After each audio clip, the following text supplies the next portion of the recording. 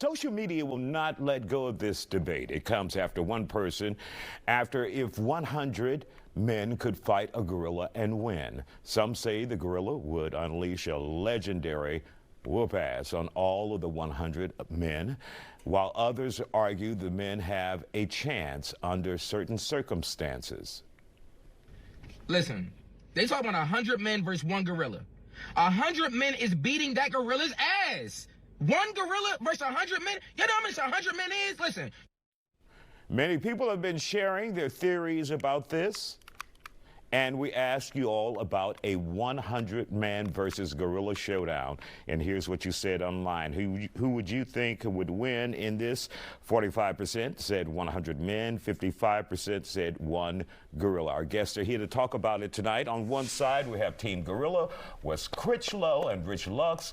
And on Team 100 Men, Desmond Dangerfield and Quincy Gidd. Desmond, where the hell did this challenge come from? I have no idea. And why are people fascinated with it?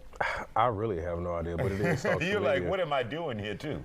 I will say this. If you give 100 men a bottle of bourbon, a gas station pill, a honey pack, and rage from paying rent on the furs, I really think we can tackle this gorilla. I have a big back, okay? So I feel like all of our other fellow big backs will tackle on the silverback. So we'll be fine. There you go. All right, Quincy, your thoughts about this? Easily, hands down, the 100 men are going to take them. Now, we may lose a first, maybe 20, you know what I mean? But due to his stamina, after a while, he won't stand a chance. All right. Rich, you're the social media king. Yeah. Where did this come from? Why are people so fascinated by it? It's just, I believe Reddit. But listen. So this just came out of somebody's head? Yes, it just sparked a debate. And it's fascinating. And I want to chime in. I think gorilla would win. Hands down, gorilla would win. Against 100 men? Yes. The sheer power, intimidation. You ever seen King Kong just rip the dinosaur head off?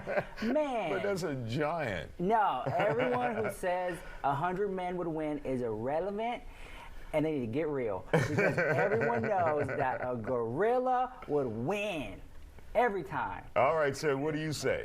All right, 100 men versus a gorilla. The gorilla wins unless you have Chuck Norris. Thanks, Reed. So, but We've seen that. Well, I'm your go-to guy. I'm Houston's survival guy. I've been in combat several times. I've been in karate my entire life. You bring me on to help out Houston. Absolutely. So let's talk about stats. A gorilla can lift 1,800 pounds, run 25 miles an hour, fangs, teeth.